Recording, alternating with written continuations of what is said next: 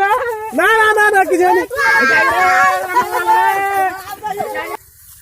কিছু হয়নি। আপনার কি জমি জায়গা কিছু যাবে না গো? বুঝতে কি করছেন গো চাচা? এই যে আপনার নামে এসআর এর নোটিশ এসেছে, বুঝতে পারলেন?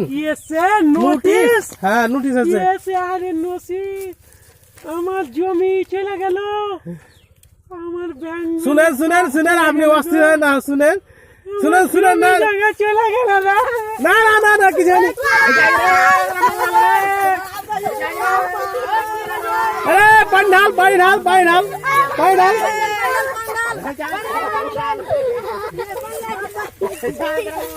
উঠাও উঠাও উঠাও উঠাও উঠাও উঠাও উঠাও উঠাও উঠাও উঠাও। কি আছে আপনার?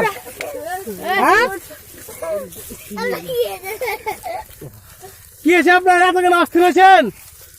হ্যাঁ কিছু হয়নি। আপনার কি জমি জায়গা কিছু যাবে না গো? বুঝতে পারলেন?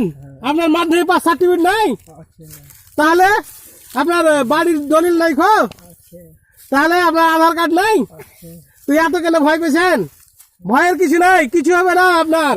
আপনার একটা নামের গন্ডগোল আছে, তার লেগে এই নোটিশটা পাঠিয়েছে।